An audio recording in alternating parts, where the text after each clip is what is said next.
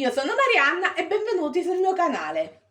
Oggi, per la rubrica Preparazioni base in cucina, vi propongo un brodo vegetale classico. Continuando a guardare questa video ricetta, scoprirete dei trucchi oppure delle alternative per creare un brodo che si adatti ai propri gusti. Come sempre, gli ingredienti sono giù in info box e buona visione!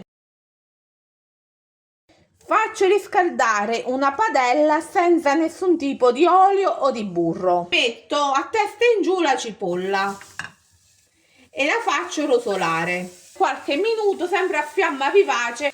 Ho messo anche i pomodori nella padella e procedo nello stesso modo che ho fatto con le cipolle. Questo è il risultato della cipolla e del pomodoro grigliato. Prendo una delle due metà della cipolla e la taglio a fettine e tengo da parte. I pomodori li taglio a fettine.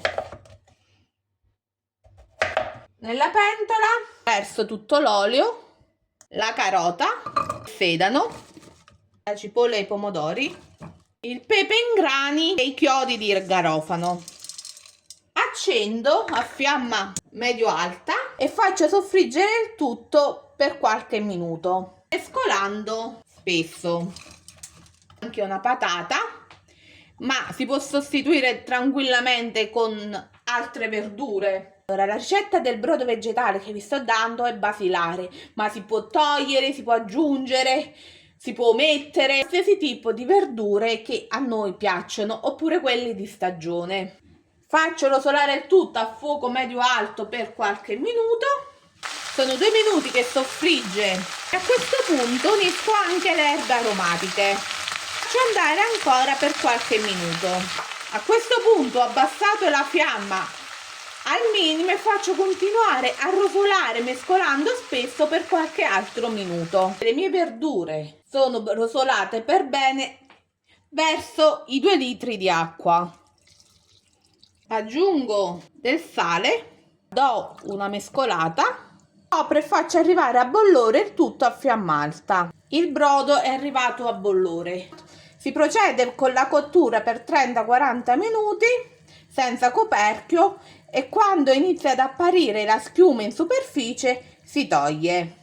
Come si vede dalle immagini si inizia a formare un po' di schiuma e io la inizio a togliere un po' e continuo così fino a quando passano 30-40 minuti.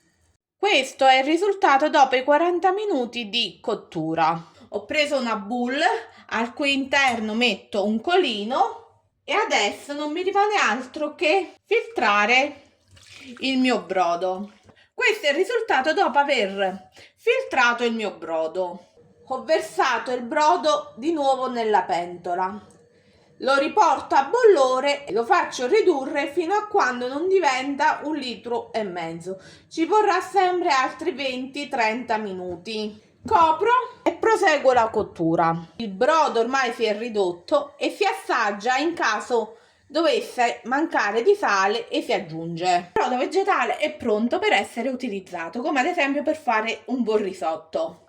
Consiglio per conservare il brodo. Il primo consiglio che vi do: si fa raffreddare e poi si tiene in frigorifero per 2 o 3 giorni. Il secondo consiglio è: quando è freddo il brodo si versa negli stampi da ghiaccio del congelatore, così si otterranno dei cubetti di brodo vegetale e al momento che servono si prendono direttamente. Grazie per aver guardato fino a qui. Alla prossima ricetta. Buon appetito! Ciao!